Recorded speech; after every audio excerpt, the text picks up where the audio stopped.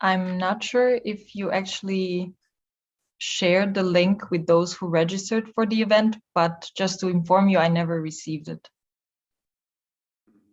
I think the HPW system would have sent a reminder.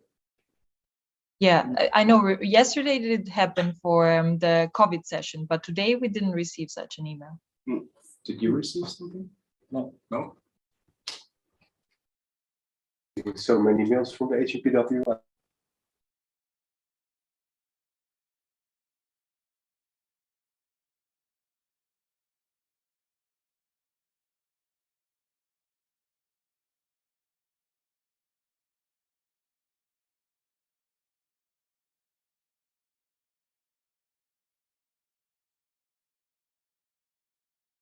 We will make you panelists now, and then we start in a few seconds. Yep.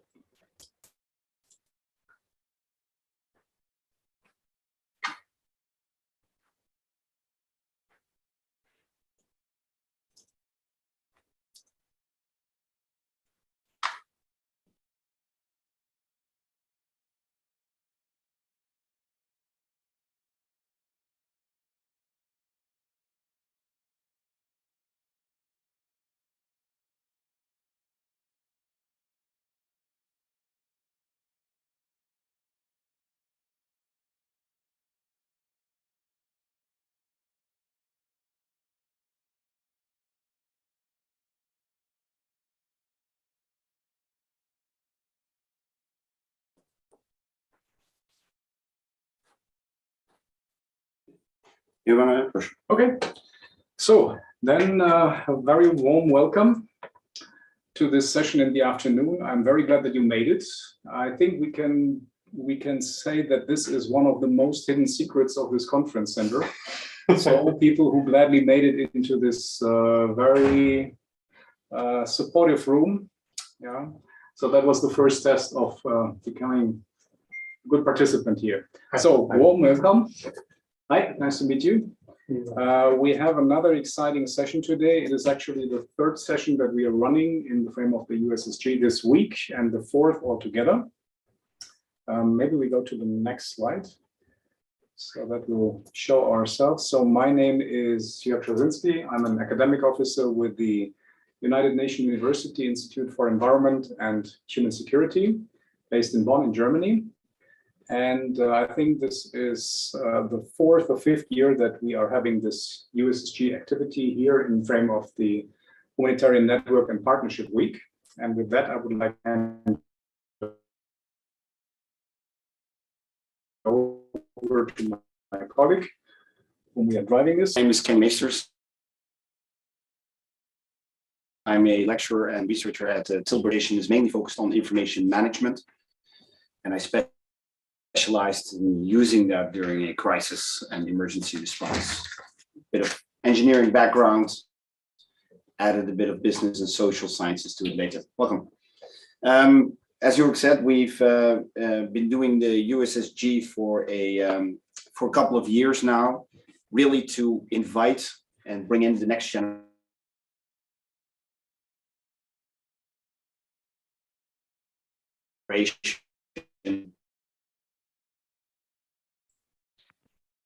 Sorry to interrupt. I think there's some issues with the audio. I am just the only one, or are you also having the same issue? There's definitely some issue with the connection. They have Wi-Fi I'm a issues. bit of a Star Trek fan, so for me, Picard is have been lucky enough to find your way into the humanitarian community, but it's from an outside perspective, it can be pretty daunting with the acronyms, with hidden rooms in the CICG and other places. So what we offer is a bit of guidance on finding your way into the humanitarian community, and vice versa, also offering a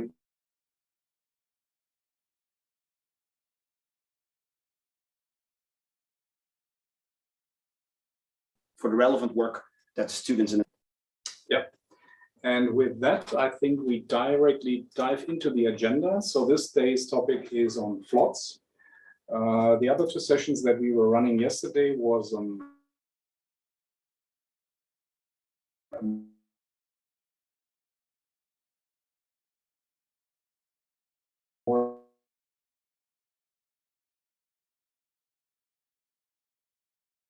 introductory.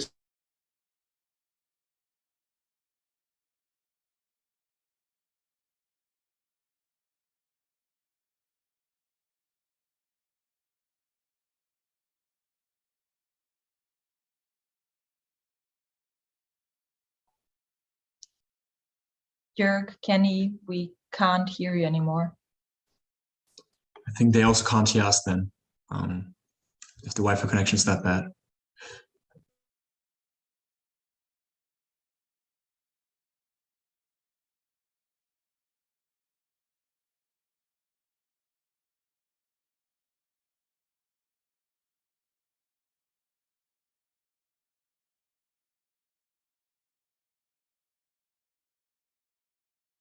Okay, I think they officially dropped out of their own session. Not so ideal when giving a presentation online. No.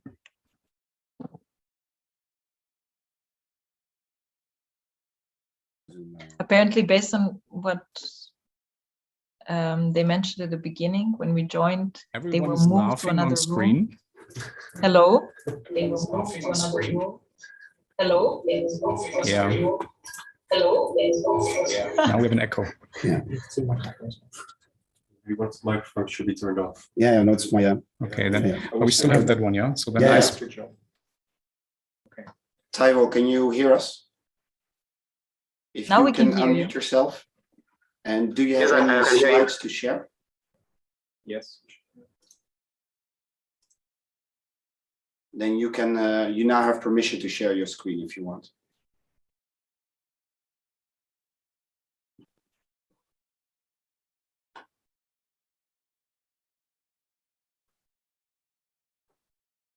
Yes, I can hear you loud and clear. Can you hear me too?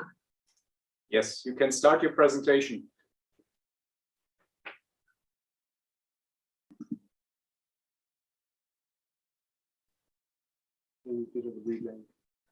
Yeah. Okay.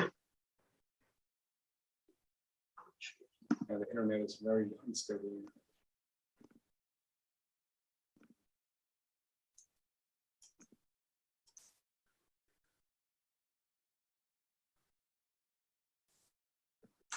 And also need to switch screens. Okay, I would like to be sure if you can see my presentation now and if I may start. Yes, you can start, Taiwo. Okay, thank you, Prof. Thanks so much. My name is Taiwo Gumi, and good morning, good afternoon, good evening, wherever you're joining us from today. I would like to just briefly introduce myself, which I feel is quite important in this my section for today. I had a bachelor degree in geography from university in Nigeria, and also I'm also a consultant on flood and drought at some of the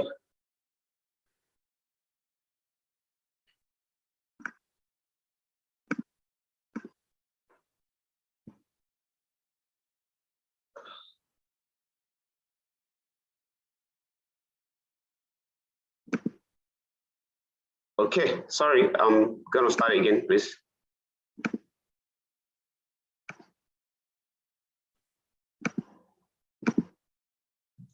Okay, please, yes, I have a bachelor in geography, and also I'm a geography consultant to some of the humanitarian organization, and also a founder of one of the youth lead initiative, which I'm going to be talking about today. And currently, I'm a master student of environmental risk at the Union University here in Germany. I'm going to go through a little bit just about the agenda for today, which I'm going to be talking about. First is to look at the floods in Nigeria, the gaps, and my motivation. Also, to talk more on some of my peer-reviewed research on floods, and as well as the youth lead initiative which I created, and as well as my development of a flood reporting web app, and lastly, the role of youth in building flood resilience. It's not new any longer that across every part of West Africa, or Sub-Saharan Africa, or even all over the world now, we constantly experience flood. And the same thing happens in Nigeria also. Over the year, there are so many floods. And this is a case study of Lagos State, Nigeria, and Niger over the year 2020-2021. But the most bad part of this is the fact that we have some particular area in Nigeria that have already been displaced. That is people that are displaced by the conflicts that happened in the past years. And most places are like campsites. We still now have those people experiencing flood. So you can see how, multi-hazard these people are experiencing, which is quite very, very bad. This is a framework that was developed by the UN members of states in 2015. And what are they trying to see? They want to see how they can substantially reduce and how they can elsewhere substantially increase some of the 7 targets and 4 priorities. And part of the targets I'm going to look at today is that to reduce the damage to critical infrastructures and service disruption, and as well how we can increase the availability and access to early warning system and DRR information. Based on this particular framework, my home country, Nigeria, the national emergency institutions are making greater effort to see how they can make flood maps to be available to the public and also to guide their planning. And one of the things they do is that they create map for the states to show, states or probably states that are susceptible to flood. So now, what am my own motivation, right? I grew up to witness the impact of flood within my neighborhood as it impacts farmers and people around me. At the same time, after I started my master's program at the UN University, I began to ponder on how do I apply the theory framework and some of the things I've learned within the 2 semesters. How can I use it to solve climate change issues in my home country? And coupled with this, my previous work experience at various humanitarian projects in Nigeria, and looking at the fact that most of the available maps that we have in Nigeria are not well detailed to the community level. So you can imagine if you tell me that my state is going to experience flood this year, I pretty much don't know where exactly, which of the counties, right? So this becomes something that the community member always question to say, oh, well, we hear that it's going to be a flood. Can we know where precisely? This, if there's precision in where it's going to be flooded, it guides farmers' decision making, even to understand how they can equally adapt. So it becomes so important for me to look at these four things. These 4 motivations, which drives me. So now the first thing I try to do is to see, because I'm attending a school that is really keen about research, right? So it makes me to be exposed to how to conduct scientific research using GIS technology. And the first one was to create a flood susceptibility map of a part of Nigeria, which is Maiduguri that I showed you earlier. This is a zone whereby we have people who have already been displaced, and the humanitarian organization bring them together in camp to provide response and relief to them. So I created a map that's showing the level of risk of all these campsites. Why is this important, right? It helps so many INGOs that we have in this particular area to make use of this map to get their decision making. Aside this also, I ensure that this map is also being shared with the state emergency and particularly UN OCHA, that is the UN Office for Coordination and Humanitarian Affairs, basically. And then also very useful for camp coordination and camp management. And part of my results in this research shows that over 25, IDP camp are within the range of high and very high, susceptibility to floods. And that research that I also did was to look at where we flooded in 2021 within the context of Lagos. And this was a community in Lagos that usually experienced the persistent flood over the year. And I see that this is very important for what? For the government agency, right? To be able to make use of this map, to guide their planning, not that alone, the civil society also, need such kind of information, right? To be able to, to enhance preparedness, to make evacuation plan, and as well, ensure that the communities have access to all this kind of early warning information. So this was the most useful part of this research as of then. And the third one was also in a particular city called Adamawa. Adamawa also is also located in northeastern Nigeria, and it's also like a place where we have so many issues of conflict and where we have so many INGOs that are working there. But the motive behind this particular research is to actually look at the market women. We have so many, the means of livelihood of most women in Nigeria is trading, buying and selling. And we have most of these markets being located at places that are accessible to flood. So most time when flood happens, right, it destroys their goods and services, and most time it takes them a lot of time to revive back, back to normal. And that's what they try to look at. Oh, which of the markets is going to be flooded, right? And it is a kind of result that guides the market leader as well as the town planners. Moving forward from research, I also thought of funding an initiative, right, that brings together youth who are skilled at using GIS and remote sensing technology. So we see how can we use our skills. They are mostly bachelors and master students who has a core skills in climate change mapping and use of geospatial solution. And the goal is to see how we can create maps most especially floods that shows infrastructures, population that are risks to flood. And in the year 2021, over 25 youths were able to come together, right, for us to work collaboratively to create maps. And these maps does not end with us, right? We ensure that we share the maps with disaster response stakeholders and other national emergency agencies in Nigeria. Those maps are being used for flood preparedness and even prevention in the year 2021. Part of what the youth did, like I was saying earlier, was that they developed a web, interactive flood sustainability map that public can interact with, right? So imagine you can geocode your address of your house to see how susceptible do you have to flood. So this is very interactive and it was very open source. We developed this. And as well, the paper map are also being shared with emergency institutions, the states, and even local news channels, right? Blog posts that blog about some of these maps that the public can see. And this was one of the things that the Geospatial Award saw, and they decided to give me an award as one of the 50 rising stars at the beginning of this year. So in addition, also, I also thought personally to see that over the time, there are so many flood cases. And when you ask that, well, do we have a records of floods? Do we have a records of the impact of floods at several parts of Nigeria? You realize that there's none of that. That is, we don't keep record of these things. And having such records will guide future research. So I seek to develop a flood reporting tool that can be used by the community themselves to report floods. So this is like a database that receives information collectively from different people within Nigeria. They just need a simple link to click and then report flood. Oh, well, I have flood in my area. And then they can as well take a picture of this. Why is this very important? Is that what it will guide the emergency institution in the following year to as well understand which locations experience flood more. That is where we have flood clusters. So, and that's the motive behind the development of this particular app. And this was also spotlighted. So it was also publicized by one of the news in Nigeria. So now the question now is that how can youth contribute to flood resilience? I mean, in my own way, I realized that part of what we can do as a new generation is to, you can create and as well contribute to implementing people-centered early warning system, right? The governments are doing so well. But as a matter of fact, the youth, the new young career scientists can also, contribute their skills, contribute their knowledge that I've learned in school to see how they can, close the gap in flooding research. At the same time, create early warning information that can guide the people to be more better prepared. And as well, you can also engage in flood awareness and campaign at schools and even at community levels, right?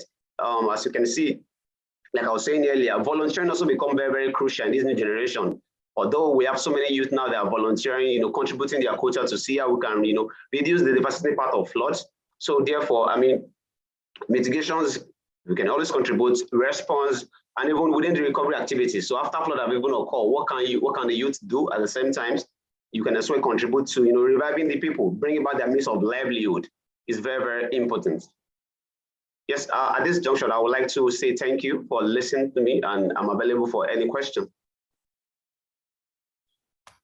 We cannot hear you anymore, Taiwo. You turn on the volume on your laptop. But I believe everyone is frozen at the screen. So yeah, but not on his laptop. You turn on your volume.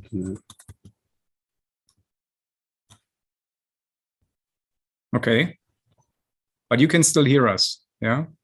Yes. All right, let's see how far we get with all these technical problems here. Taiwo, thank you so much for this impressive presentation. Are there any questions or comments from people here in the room? Yes, please. Yeah, I would just like to ask you, Dale, how strict was the collaboration you had with the authorities on this? I mean, you mentioned about communicating risk, for example, the same learnings in a way, and these are normally are done by the state institutions. So I'm just wondering how structured was that? I mean, did you follow? There was a protocol between your organization or your efforts and them, or it was more like ad hoc arrangement? How did it work in practice? Very good question. Can you also please quickly name your name and affiliation? I'm working in the commission. Okay, thanks. Okay, thank you very much. Yes, I can hear you. Yes, there was at the beginning, right? I had to write a letter to them even before we commence our research. We had to write a letter to them to officially say we would like to support them with flood maps because we see that they have a gap in that. And they were like, well, they would like to have a meeting with us to explain to them the methods that we're using in doing this. And of course, we have some couple of sections with them to showcase what we are doing and how we are doing it. And after they're like, okay, fine, no problem, share us the map, we will use it to guide our decisions making. So we prepare the maps in A3 papers and share with them. Of course, yes, we have so many numbers of the state emergency in Nigeria. Some declined, while some agree. So not all of them, but a few ones that agree with us, then it will share with them. But of course, I will not lie that we don't have any, back and front on this process. Thank you. Okay, is there any further question here in the room or from the participants online? If this is not the case, and also in light of our program, I think we continue to the next speaker. So we are leaving the African continent and we are moving to Pakistan. And with that, I hand over to Irfan, please. Thank you so much, Jörg, for the invitation, and I'm glad to see some of the familiar faces. And yeah, my name is Irfanullah. I did my master here at United Nations University, and now I'm also working for the same institute. So I will briefly talk about flooding in Pakistan, the main finding, and what could be the possible solution. And I don't have PowerPoint presentation, but I will try to be brief. So for example, talking about flood in Pakistan, according to German Watch, Pakistan is among the 10 most vulnerable country to climate change, especially to flooding, despite our contribution to greenhouse gas emission is less than 1%. So actually, during my master thesis, I tried to figure out the risk vulnerability or the vulnerability to flooding and what could be the possible solution. And my focus was more on youth and children, but I also broadly touched the other aspect like policies, arena, how the architecture work for risk reduction and back in Pakistan. Talking about the key finding which I found after this whole process was like in majority of the case, it's have been seen that still in Pakistan, it's mostly the reactive approach, not proactive approach, and usually it had been seen for a long time that the designated institute are usually they are in reactive mode, despite they should be proactive, they should be prepared well. And especially talking about the flood 2010, I hope majority of you know, where it's affected like 70% of the country's area, and it was it was like 100-year flood, which is also called super flood, and it was the first time in the history of Pakistan that such a big event happened, which lead to 20 million people affected, and 1.6 million houses were damaged, and it lead to $43 billion in economic losses. And after that, there have been seen some work have been seen, especially on policies arena. And there was some institution being built to tackle different disaster, not just flood. But still, after 10 years, the approach is still a reactive approach and not too much proactive. And then there was also a lack of whole of society approach, because still many of the organization or authorities which are working on flood risk management, they're working in silos, and still there is a lack of coordination and partnership between different organizations working to tackle different climate crises, and especially in this case, flood risk reduction. And there was also still a major focus is on gray infrastructure. and there is not much focus on green infrastructure and nature-based solution like EBA in eco-DRR.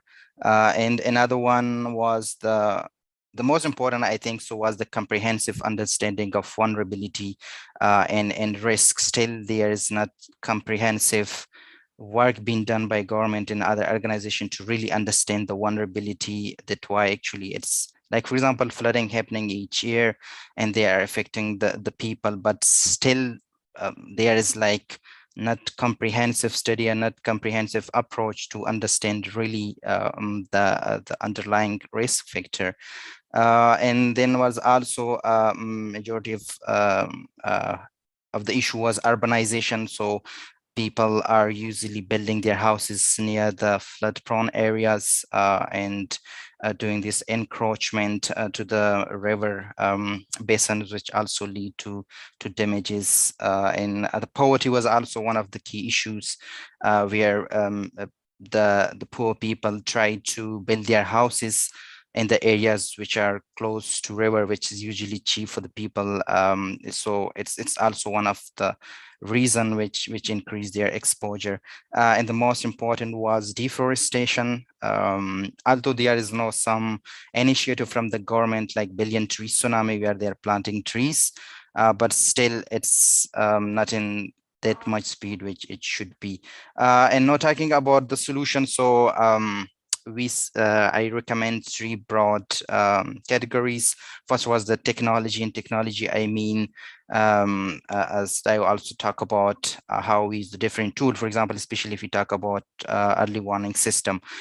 So how should the early warning system work, and also it then lead to the risk communication and risk perception. So for example, if there's early warning system, how the people perceive the risk and how the people react to the different information which are being given to them in advance. And it's also the second point is infrastructure. By infrastructure, I mean for sure their housing in the area where their low-eds are flood resistant or not. It's they are in the area where they are highly exposed, or are they in the less exposed area. But it also, when a flood hit a certain society, a certain community, so then how is the best being evacuation center, or maybe the different camps where the people can live there for a while. And then most important is the reduction of vulnerability, and also increasing the adaptive capacity of the local people, investing on the people. So these are somehow the broad three categories, but then to define like more in some way is the social protection mechanism, is the government providing social protection mechanism, and also is there is a need for locally adaptation measures, because the local people are the first responder. So there should be more onto the local community. There should be bottom-up approach, not top to bottom. And partnership and collaboration, I think, so is key for the different organizations to come together, like on district, provincial, on a country level, that they should work together and they should use the resources sustainably.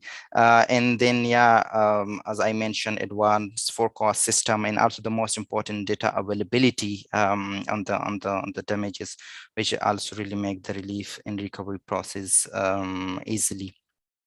And to before wind up, the most important thing is I think so it's also seen in many countries, like in Germany, also the early warning system, or the information share, it's trustworthy, it's reliable, is people will trust it, and it's also somehow then lead to risk perception, risk communication. So yeah, this was the main finding and possible solution from my master's study. And yeah, feel free to ask if you have some question or queries. Thank you. Thank you very much, Irfan. That was a deep dive into a lot of aspects that are connected to disaster response. So again, I would like to open for questions or also comments from people here in the room or online. Yes, please. There is one. I'm Johan de Lange. I'm a student in environmental sciences. Another question. For your master's study, you have all these findings and all of these recommendations, but what do you want to do with them now? Are you going to approach the government, or how do you want to take the next step in that regard? So yeah, I'm already in contact with some other organization back in Pakistan. We're having this National Disaster Management Authority, which are working on national level, and not just working on flood, but it also other disaster like earthquake, landsliding, and also in contact with provincial disaster management authority. So the structure is like on the country level, it's National Disaster Management Authority, but then on state and province level, they're provincial disaster management authority. So I already shared the finding with them, but now we are also, I'm trying to have like it more comprehensive report of 5 or 6 pages. Usually policy and decision maker, if you give him like 10 or 15 or 30 pages reports, they don't really read it in. So I'm trying to make it more comprehensive and to share with them. Yeah. So this is the next step. Okay, thank you. Thank you, Irfan. Thank you for the question. Okay. Yes, sure. Can you? I guess it's a bit both for Irfan and Taiwo. That's actually the point that Joran raised. I think for a lot of academics and students, our community, it's pretty challenging to have, on the one hand, follow a rigorous methodological approach and then get confronted with the reality of decision making. We have to condense it into a few pages. People will do cherry picking from your report to justify the path they're already on. So this is more maybe sort of an opinion asking. Do you think we should adapt more to that reality, to embrace that's the reality of decision making, and tailor our messages, maybe not focus too much on our rigor and all these elements, but make it more convincing as researchers? Or should we stick with our research core and hope that we can, move the decision maker and the policy making? And I'm not, I understand both worlds, but I think you and I are both operating in those worlds. And this is often something that we get stuck with, right? Our outputs are usually papers, scientific reviews. And I know there are some researchers who say, it doesn't matter. What was it? I think Neil deGrasse Tyson will said, it's like gravity. You can disagree with the science, but it doesn't mean you're going to float in the air. Our reality is a bit more mixed, but where should we draw that balance? And since you both have done such a study into the policies, I wonder what your view on it is. Sorry, that's a long introduction, but I think for us as USSG, these are really interesting questions and dilemmas. Yeah, no, thank you so much for the question. And it's actually, this was the somehow the question we are also, and during my study, I was also trying to how that we can bring this to school of thought, like academia and also policy and decision maker together. Usually the link is missing, and especially talking about back in my country. So there's a big gap between academia and also between policy and decision maker, and bringing them onto the table is it's somehow challenging. And then also because usually policy and decision maker, they really want to see everything in numbers, and looking everything cost benefits. For example, if they say, okay, we are going to spend that much amount of money, so what could be the possible impact? So sometimes it's not easy to answer this question, especially if we talk about non-economic losses and the reduction of non-economic losses. Or for example, if we talk about nature-based solution, ecosystem-based adaptation, or ecosystem-based disaster risk reduction, which take a long time for the result to come, and the impact, and especially, for example, then also looking into in the political side. So usually politicians come for a 5 or 6 years, and they really want to do spend money where the impact could be seen and everyone can see for their World Bank. And I think that was the tricky thing and challenging to somehow bringing this aspect, and kind of bringing awareness as well, that maybe if not having impacts in 3 or 4 years, but in long term you will having the benefits of it. maybe Taiwo have also like best respond to it, but still a big on my experience on my work back in Pakistan, so there is a big gap between bringing this two school of thought together, bringing them and to work together. So yeah, I would be also happy to learn Taiwo's experience that how he tackled this issue. Okay, thank you very much. Yes, that's true. There's still some couple of conflicts that happen within science and policymaker. But the most thing I realize these days is the fact that when it comes to natural hazard, right? The policymakers, the government, the most important people that need to fund how we can reduce this risks are now seeing the impact, right? So for instance, now people that experienced flood last year and they see how destructive this kind of natural hazard could be. When you come this year to tell them about this, what they can do, they are really eager to want to know, how can we solve this? What can we do? Now they are looking for the science and the experts now, more within some of the disciplines, especially within the natural hazard sector. But I think I also agree with Irfan in the sense of looking at eco-based solution. For instance, now they tend to look at the costs. How do we see the impact? How do we see the output? I think we still provide the engineering process. But I realized that, well, I mean, it's something that will take a long while, right? And that's why we still keep having scientists doing their best, pushing forward, while we have some policymakers who agree with it, and some are like, oh, well, I don't believe in science, it doesn't work sometimes. And we can also see the same thing last year. I'm sure that we're going to have a section that will talk about the flood in Europe.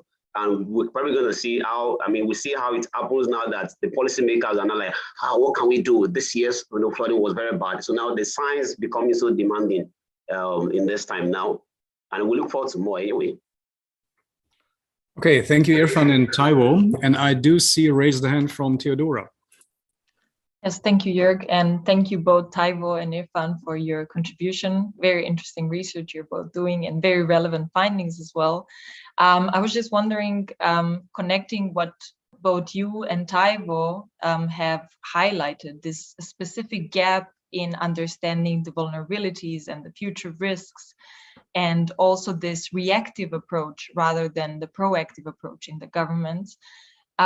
Are there, making a connection between your case and Taiwo's case, are there any organizations in Pakistan that are kind of youth-led initiatives which are aiming to fill this gap in understanding risk, which are trying to sort of promote this proactive approach to handling natural hazards?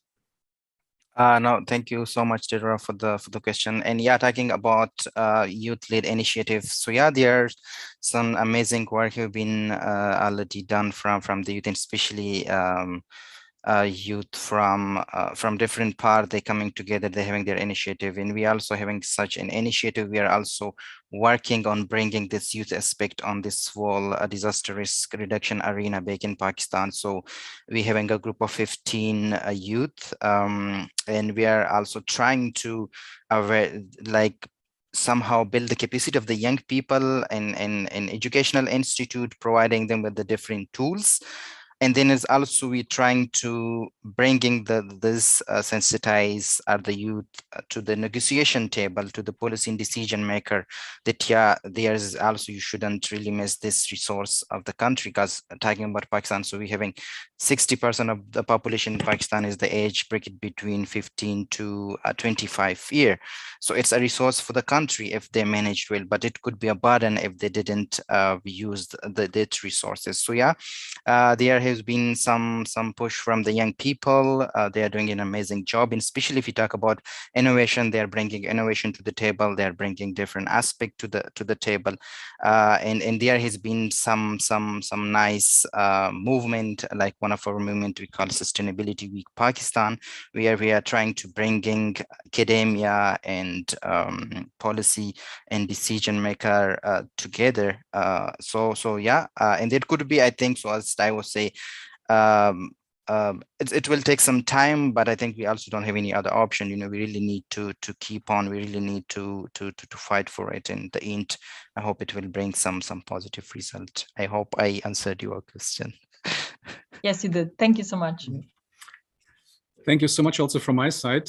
I really appreciate this discussion, but I think we also need to continue now in terms of the program. The next two speakers will take us to Europe, to Western Europe, to be more precisely. And I think everybody will remember the huge floods that we have seen and experienced last year. And since the major floods have affected the Netherlands, Belgium, and Germany, and since UNU has institutes in all of the three countries, we have decided to get together as a system of universities and to think about what can we bring to the table. You have heard already some examples from Pakistan and also from Africa.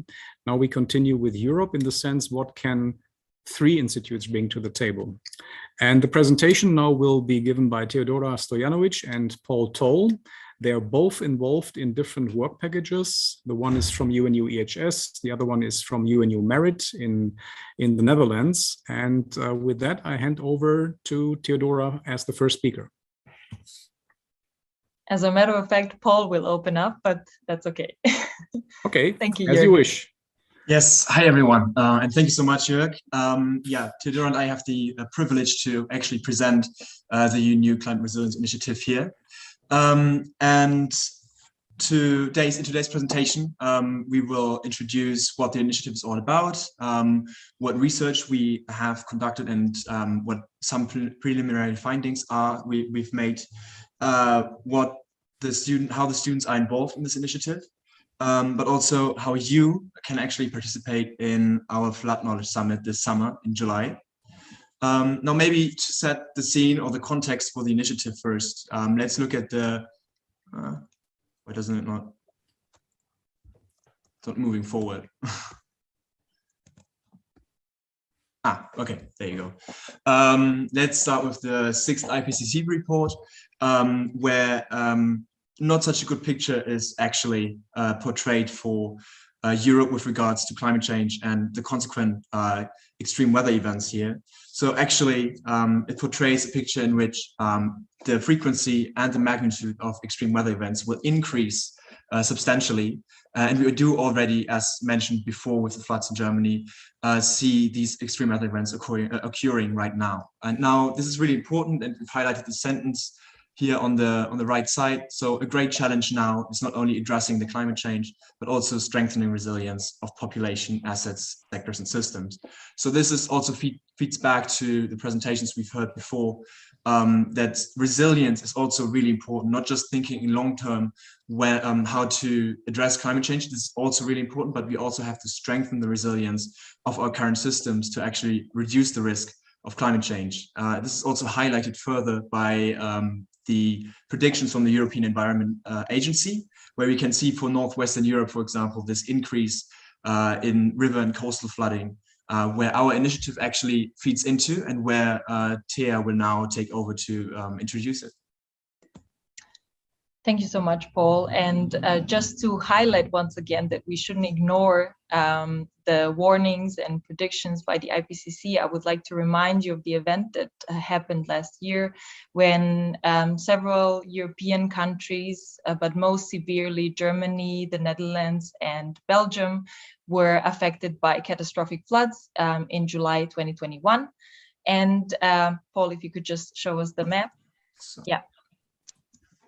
We can see here that the extent of the floods was already very detrimental just a couple of days after they have unfolded, with about 120 fatalities in the first days of the floods. And what we know now, almost a year after the floods, is there have been more than 220 registered fatalities. And besides the loss of life that was incredibly high, what we also see is widespread damage that the floods have caused, causing a financial loss of more than 40 billion euros.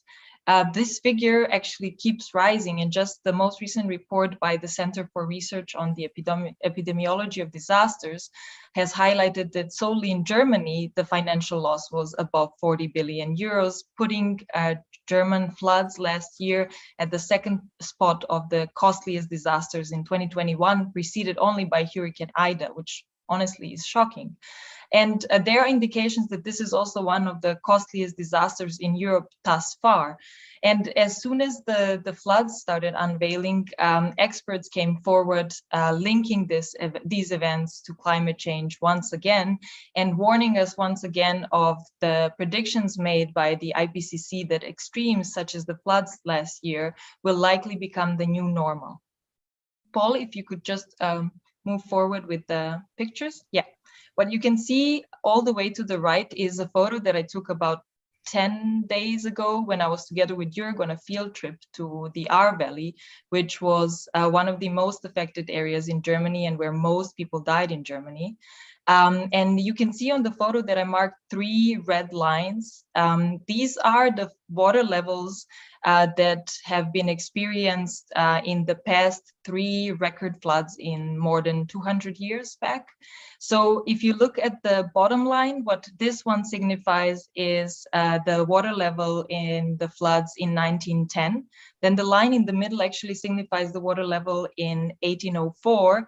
And far above both of these lines is the water level that has occurred last year, showing us once again how unprecedented these events were. Moving on to the next slide.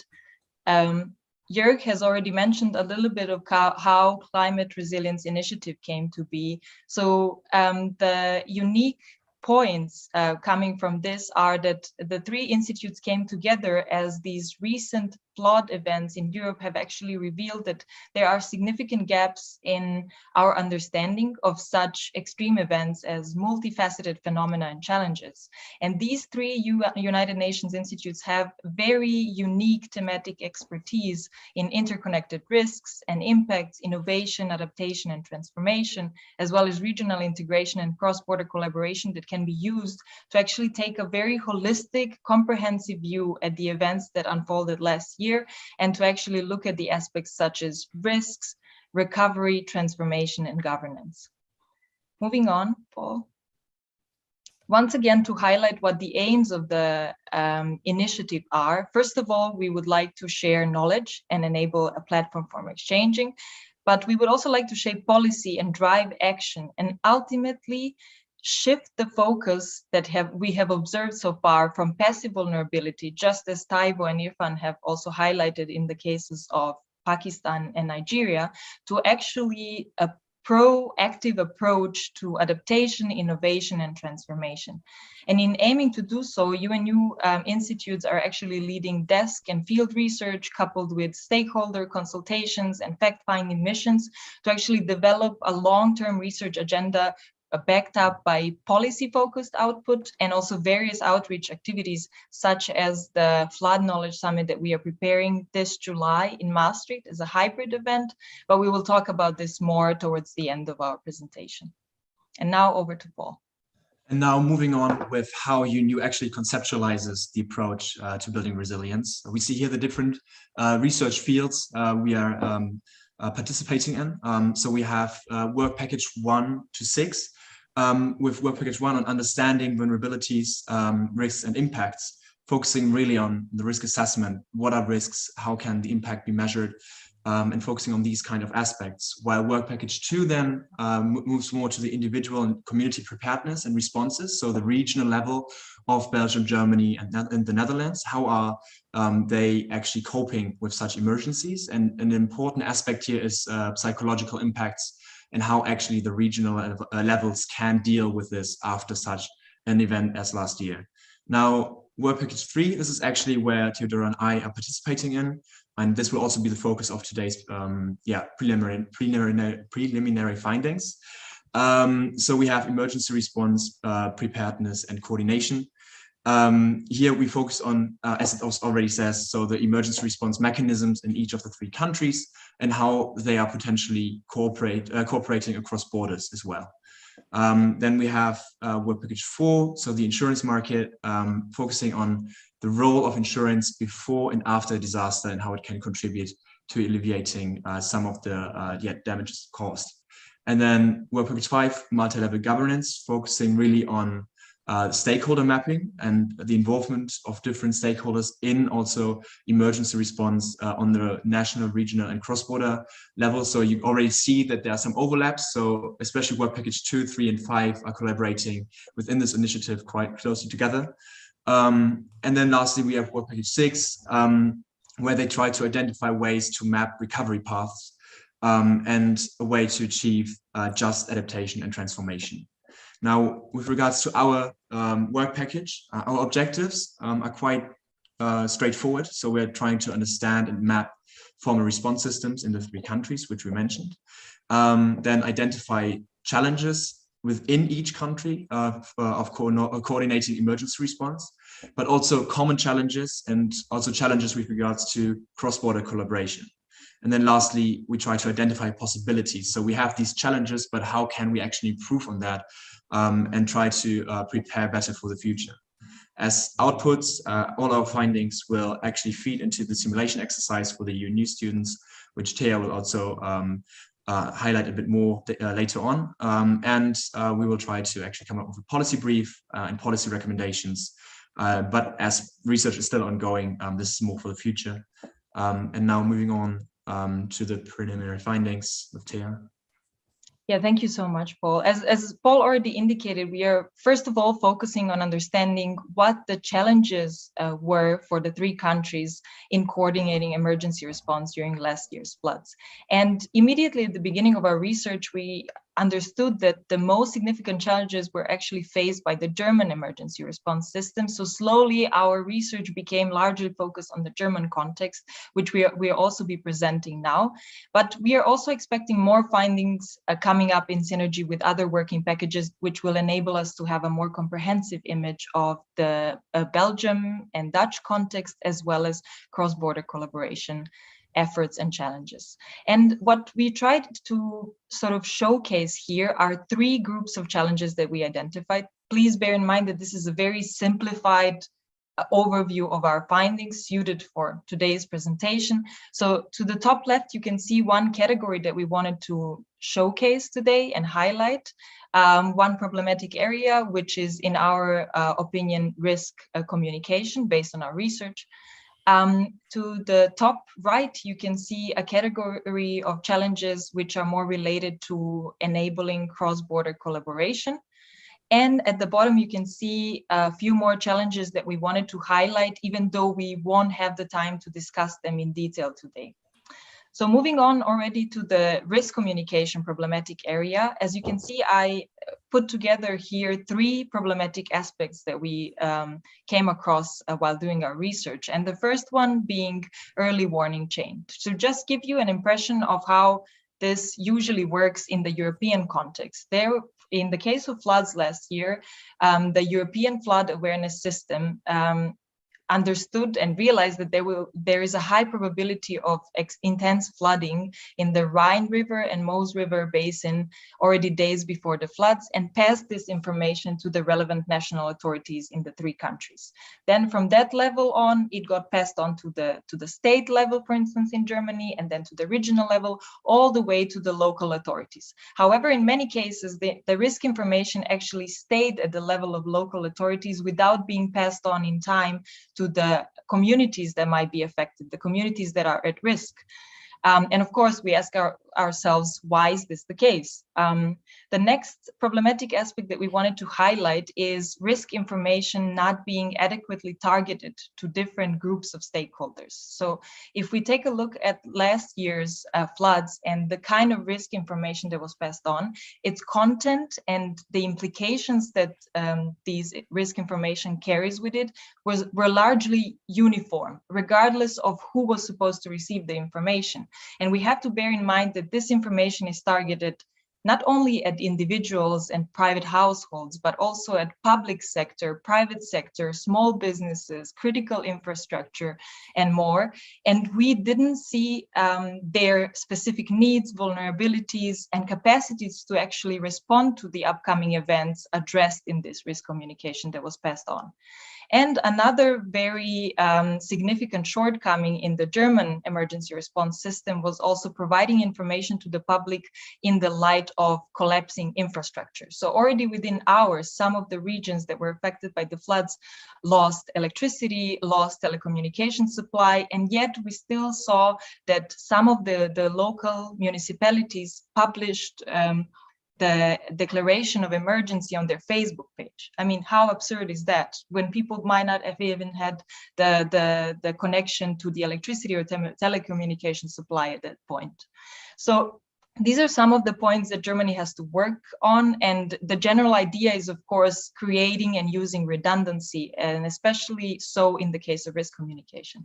But I will stop here and pass on to Paul, who will talk about the cross-border collaboration limits. All right, thank you, Thea. So with regards to cross-border collaboration, we had two different items we're looking at. So first of all, obviously, during the event, was there any cross-border collaboration? And then second of all, what cross-border collaboration is there generally with regards to flood management between the three different countries?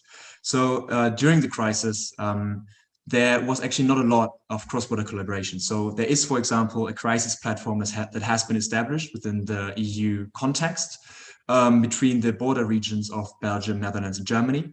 The problem was that the floods were so severe that they actually couldn't initiate this crisis platform because they needed all their resources and manpower in their own regions. So they couldn't really support each other. The only mechanism that was used, that we identified, was the EU Civil Protection Mechanism by Belgium. It was triggered. It can be triggered by any member state if a disaster is overwhelming the emergency response capabilities. Now, an important question here is, for example, because Germany was more affected, even more affected than Belgium, why, for example, did Germany not trigger this protection mechanism? But as we couldn't really identify more cross-border collaboration here, we focused more specifically also on the general cross-border collaboration. So here we have, again, three different areas. So first of all, different institutional frameworks. And a good example, for example, would be the Netherlands and Germany. So in the Netherlands, we have really hierarchical and structured approach with from top to bottom. Sorry. Where we see, for example, in Germany, that it's more diffused. So the federal states have the obligations to set regulations, and the implementation is on the regional or municipal level. And then it's kind of hard sometimes to find the counterpart on each side of the border with whom they could cooperate. Then we have the upstream, downstream conditions. So Germany and Belgium would be the upstream countries here, and the Netherlands downstream. And with this condition come also different interests, different risk perceptions, and different priorities, which make it sometimes, due to the location, which makes it sometimes really hard to align positions for a certain project or for long-term collaboration. And then the last one, bureaucratic hurdles and different national laws. So here we see also what Thea mentioned in the beginning, especially Germany has a lot of bureaucratic hurdles to actually collaborating across borders, which hinders sometimes also simple tasks such as just exercises of different emergency teams, and the different national laws actually prevent long-term cooperation. And so these are the three main findings for this as well. And now Thea will move on with student involvement in the initiative. Yes, thank you so much, Paul. So as we highlighted several times already, the entire Climate Resilience Initiative is very much focused on establishing, first of all, close collaboration between the UNU institutes, but also networking and collaborating with the different stakeholders groups. But one aspect that we would like to highlight is that the initiative is also aiming to create a platform for learning and exchange, and most of all for preparing the next generation for tackling extreme events. And this is easily seen in the composition of the different work packages within the initiative. So even every single one of the work packages actually has a couple of students engaged in their research, either as interns, such is the case with Paul, or as student research assistant, which is the case with me. And also there is a growing number of students who are engaged in the initiative and contribute to it through their master thesis and bachelor thesis research. Of course, we wanted to provide an even more direct form of engagement for the students. So we actually decided to go for a simulation exercise.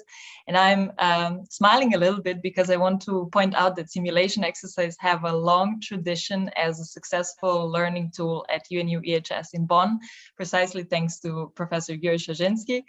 And this time around, we thought about giving the students the chance to engage in experiential learning based on the scenario which would resemble last year's floods in Germany and the Netherlands. And the idea is to take the students out of the classroom, out of the CRI offices, and to actually confront them with the practical situation. I mean, we all highlighted so far that it's very different doing research on something and being directly engaged in the situation. And in this case, the students will get the chance to play the role of practitioners, first responders, local rescue forces or local authorities, national authorities, and more. And we believe that this is a unique opportunity for them to reenact, first of all, the events from last year and engage in the decision-making processes that would happen on site. But also, it's a very good opportunity to work under extreme time pressure and stress, and to try to learn how to negotiate and find compromises and adequate solutions in a very tense situation. We would also like to talk a little bit about our own engagement in CRI and where does this lead us. So Paul, if you would like to start. Yeah, sure. So what is maybe important to know here is that in Maastricht, a master only goes 1 year. So, and the initiative only started in March. So I already had picked my research topic, but actually due to the events, I switched my topic to align it more with the research from the initiative. I am actually from the region that was also really quite hard hit by the floods, so from North Rhine-Westphalia. So it was really a shock to me to see that in Germany, for example, 200 people could die from such an extreme weather event. And hence this initiative presented a really good opportunity also for me to engage in research on how these systems can be improved to prevent something from this happening again, so close to home as well. And so I'm writing my master thesis right now with regards to risk assessment and risk understanding of policymakers in North Rhine-Westphalia to really what went wrong in the beginning, in the first place. How was the risk falsely identified, or was it identified at all? And how far did policymakers take flood risk seriously? And maybe did it change after the floods? So yeah, that's where I come from and from my perspective. And I would love to, for example, later work at the Gesellschaft für internationale Zusammenarbeit, so GIZ, also on resilience building and crisis management. So it's really like this initiative is really also supporting in this regard.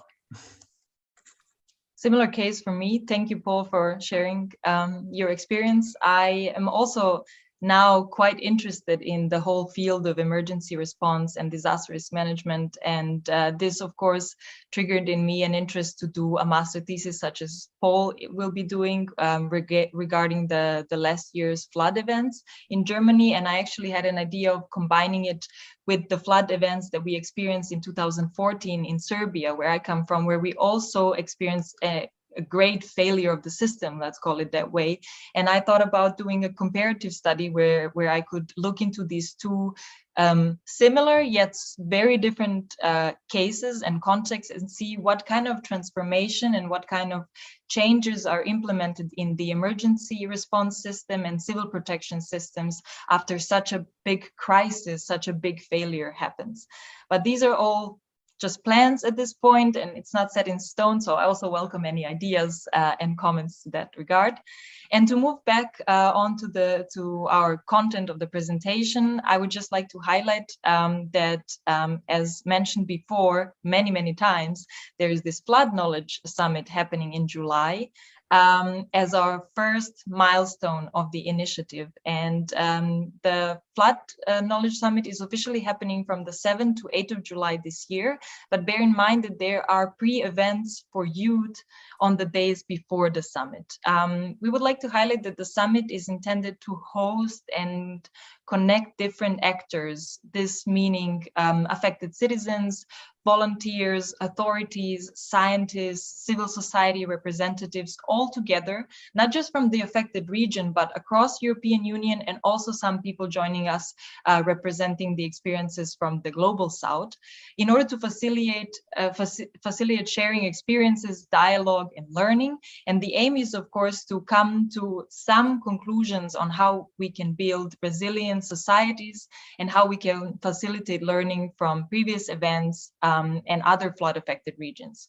And I would like to highlight that the summit will be held as a hybrid event in Maastricht, which actually allows everyone to join us, even if they can't make it to Maastricht. And one other thing that increases the accessibility to the summit is the fact that registration and participation are both free of charge. So it's very much adjusted to youth and students who are always struggling with money, as we all know.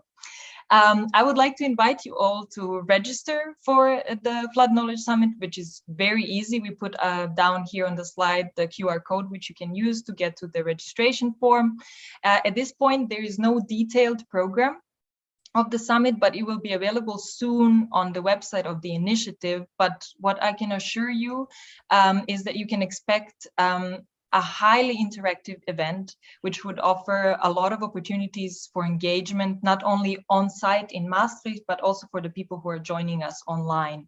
And as mentioned before, what we aim to achieve here is to develop a long-term research agenda on how climate resilience can be built to support both the affected region, but also other contexts across the world.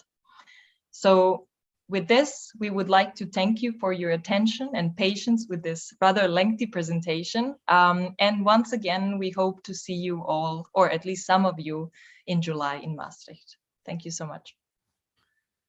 Yeah, thank you very much, Theodora. Thank you very much, Paul. It was a long but also very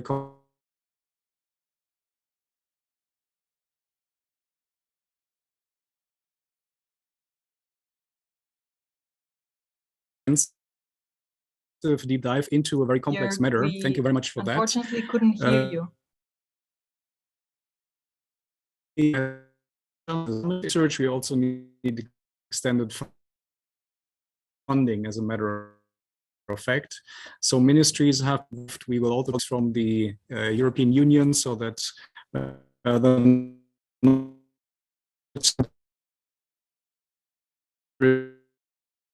is around JRC colleagues. Hopefully the ERCC will be there also to see this perspective of the European collaboration.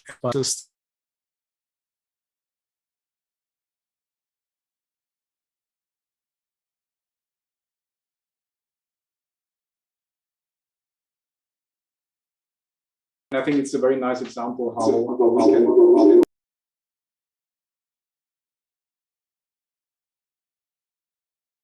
can here in the room. Been muted. Yeah.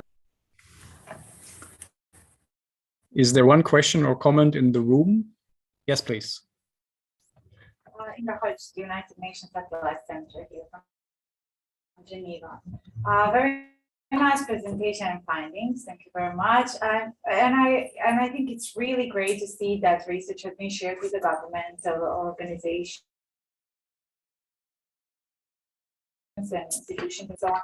So how much are you actually engaged in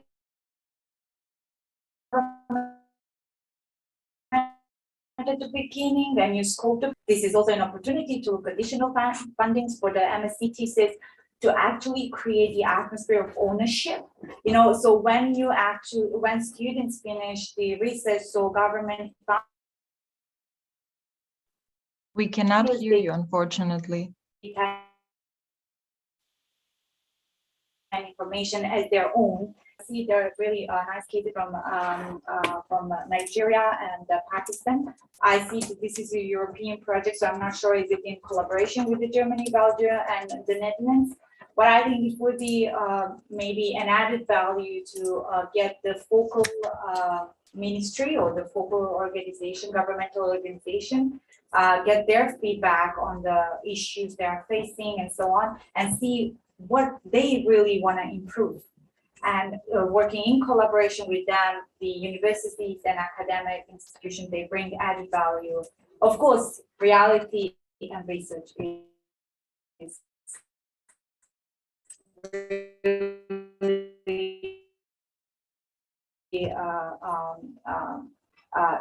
but I also think that if we start working towards the solution together, somehow we can avoid this communication and maybe get those information data immediately in.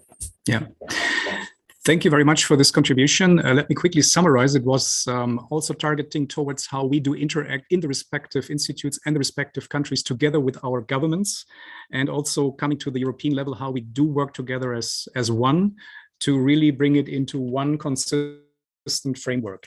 And maybe if I can jump here a little bit, this is not yet a European project. Hopefully we will be there at one point. This is the step after the summit. So far, we are funding this research by the respective institutes, which really gives us a very strong limit of what we can do. So to that point, we hope to raise more funding, and we have been in contact with our government in Germany as soon as possible. The German government started to task research groups in Germany to look into what has happened in detail in the different regions, in North Rhine-Westphalia and Palatine and so on, and the same with the other institutes in their respective environment. And then we also try to see, for instance, what's coming from the different other actors like the EP and what is UNOSAT doing, what was the International Charter doing in terms of mapping the bigger picture. But we are not yet there. All the different actors to have this group of critical people and critical actors, maybe then to dive into something that could be funded by the European Union, hopefully, or at least from the countries who are involved. So from Germany, Belgium, and the Netherlands. So after the summit, we will hopefully know how the financial situation looks like. But I mean, we're all talking about coordination among partners here for many, many years. So this is definitely one of the higher goals that we are aiming at. I don't want to talk alone if there is still something from your side, but I mean, we are getting into a very serious discussion, but I think we have to provide space to the last speakers. And that is Short. And Jorgan. Do you want me to switch places so that you can sit here, that we can see you, or the other colleagues can see you? Yeah, that's, I think you can sit here. I'll do a brief introduction, but you guys can join here. So we'll try to keep it brief because we originally had, I think we only have 10 minutes left from our 20 minutes. And it's quite warm here in Geneva, so maybe some people would like to visit the sun sometime. But to give you the reason what we wanted to show you is a little bit different. This is not research. This is pure education that we're going to show you. Actually, Joran and Sjoerd are two students that I've met while teaching at a applied university in the Netherlands. And, in this course, where it's about coordination of crisis management and information management, my background. And in this program, it's 10 weeks, sort of 8 to 10 weeks. Students are doing a deep dive into a subject they don't know yet. And what I want to show you is the way that we can take challenges from the real world and put them into our education, right? I can take cases that I get from, our educational suppliers. I can take cases from years ago, but especially these kinds of courses, and I know Jörg is doing the same at his university. Why not, if I have a classroom full of 50, 60 students, put them to quote unquote good use? In all openness and transparency. So this is not so much with the idea to produce research. This is really, we're teaching. Why not combine what I have to teach into something real? So this is sort of a quick outline that we do. In this course, I'm focusing on how can we make the crisis response and information management better. And we have a sort of methodology that we start with a problem analysis. It's a sort of design science idea. You analyze a problem, you design an idea, you test it, and then you share your results. So we took the floods from Limburg as a case this year, because it just happened, like it was 2-3 weeks after that when this course started. And I said, how do we improve the information sharing, which is one of the challenges that was mentioned by the previous speakers. So we started with saying, let's take a look at primary schools. You know, they have questions. How can we start teaching again? I know that's one of the topics here at the HPW as well. And then we have to make decisions. To make decisions, we need information. But then I said, let's get all the students together and start a mapping. So we did one class where we started mapping out all the stakeholders that we could find. Safety regions in the Netherlands, Belgian governments, all 12 of them or however many they have. The German structures, the volunteers. So these are 60 students all at the same time mapping out all the actors. And this is the big mess that we ended up with. So of this, students started picking challenges. Which one do we want to focus on? So one example is, for example, like this. We want to focus on the interplay between the military and the safety region, civil military coordination. So all the 60 students picked interactions, and Joran and Sjoerd are two of those. So I've invited them to share their findings. So whoever wants to go first.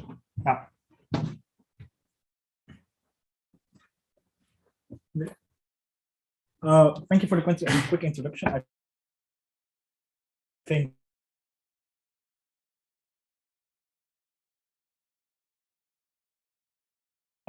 Paul also gave you an overview of what happened. And we're looking at technology, drones, and we're like, oh, drones are pretty fun. Drones are nice. And we saw that the Red Cross has also started initiatives with working with drones after events like a flood or an earthquake to assess the situation at that point.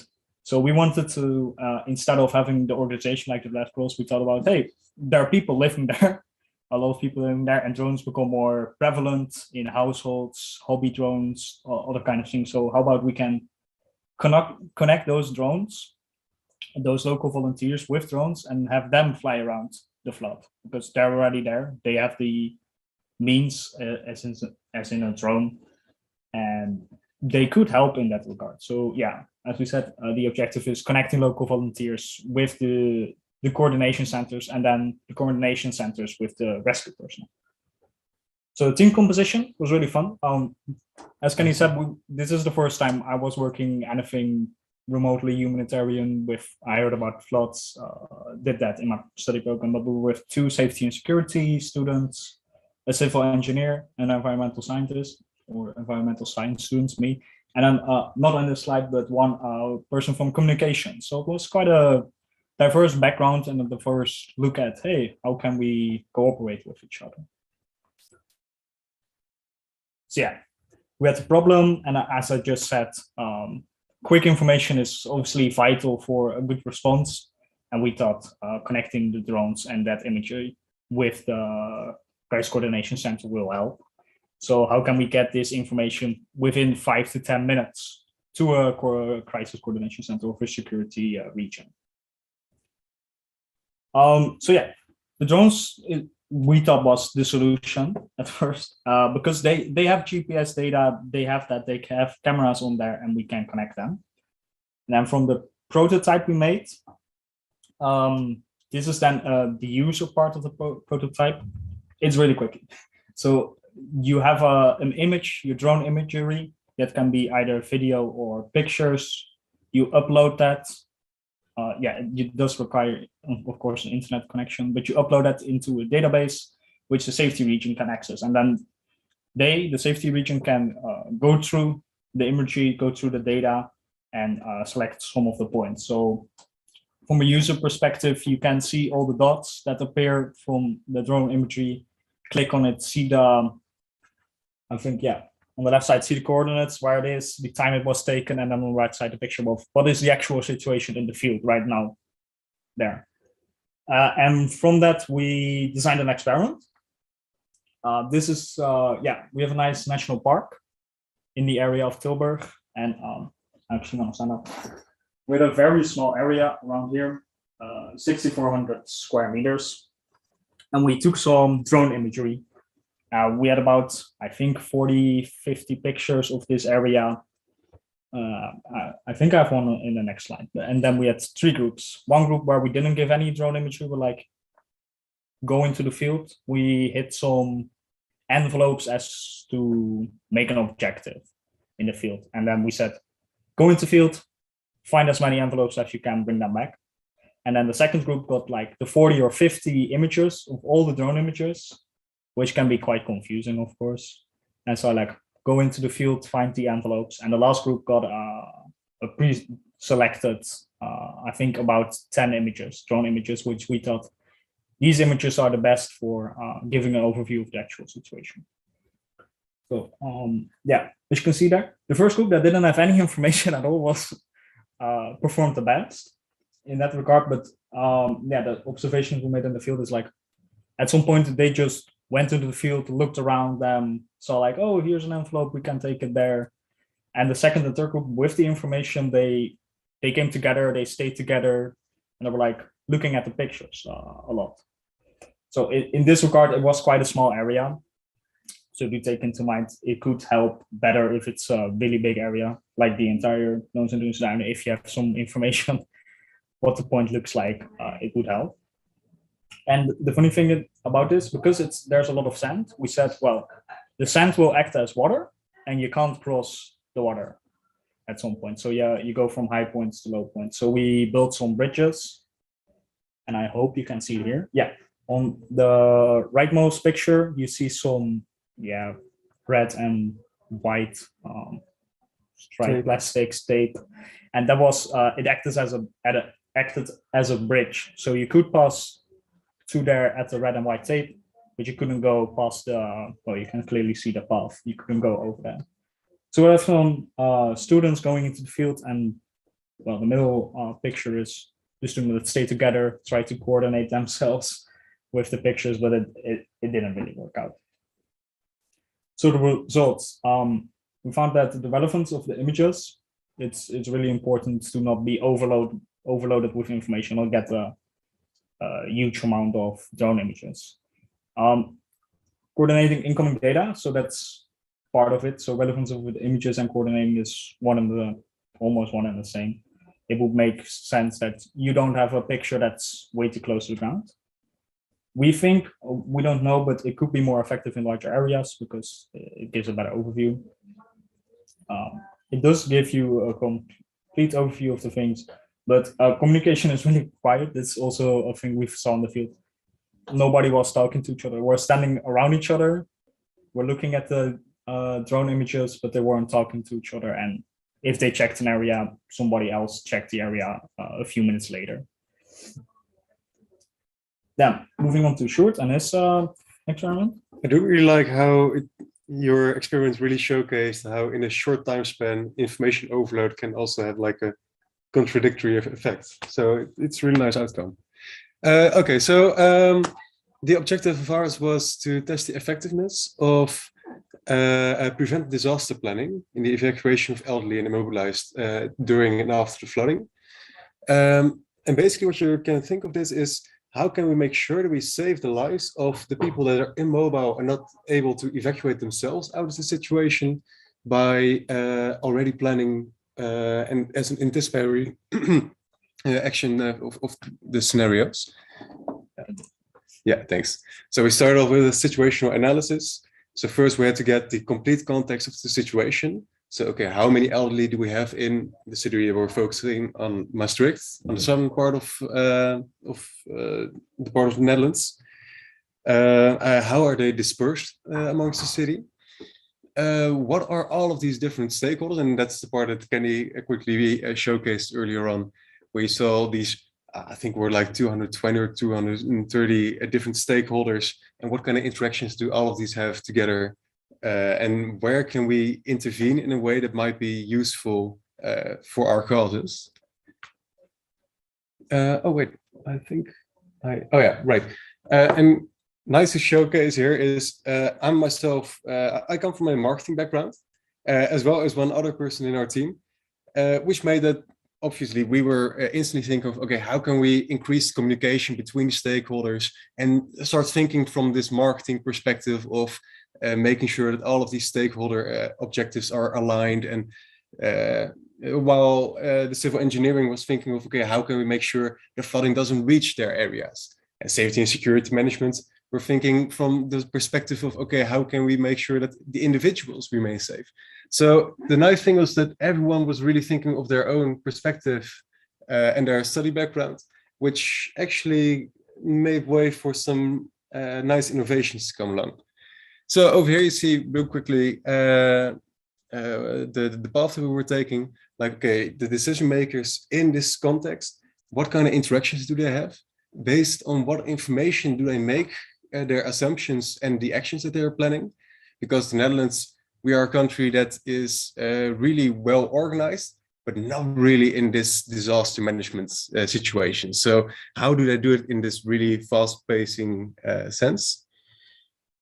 So what we were doing was we were simulating the effects of similar houses that might contain people with disabilities or who are immobile, and how can we actually save them? So we did this experiment within our university in which everyone was anonymized and got their cues containing how they can be evacuated. Some people might be mobile, others might be immobile, and we tested different scenarios on what would be the most efficient way to actually organize this group and to save as many people as possible before the flooding occurred. And eventually we came to the conclusion that it might be most useful to increase the communication between the safety regions and the healthcare institutions, so they can already know which houses contain people with which disabilities and which levels of immobility, to make sure that everyone can be saved in rights prior, and that the people who are mobile can evacuate themselves when the flooding has occurred. Okay, this might not be really relevant in this time span, but this was the analysis at the end and how we were trying to make sure that all of the variables could be put aside. And yeah, as I said, communication was for us the key in improving safety of the people in some part of the Netherlands. All right, thank you. So just to illustrate, these are two groups of the, I think, 20 groups in total we have. And all of them have come up with a different solution, designed an experiment. We had people running around the city, simulating the floods and really trying to do a mini research on an idea and how it would help. So drones, are they useful? Yes, but in these conditions. Can you anticipate what to do with elderly people? Yes. So actually taking a big problem, breaking it out into small, tangible products. So I think that's an interesting way to look at how you can bring it into teaching, not only as an additional research. That's an example we wanted to show you. So in case any of you have a big problem, in September, I have another group of 60 students I need to put to work. So let me know what we can do for you. With that, thank you. With that, I think we are at the end of this session. And if there is no any further question or comment here in the auditorium, we would definitely very much like to thank all presenters, excellent presentations, and very good discussion. We would like to thank all the people here in the room to stay with us in this, let me say, forgotten corner of this conference center with really rising temperatures, and oxygen is running low here. So people online are maybe in a better situation than we are, almost field conditions. Yeah, I hope that we were able to present some activities of students in different areas. And yeah, as I said, I think we are open here. We are one big community. Most of us, we are working with other entities and other partners of this humanitarian community. So thank you very much for your attendance. Thanks to all people online, and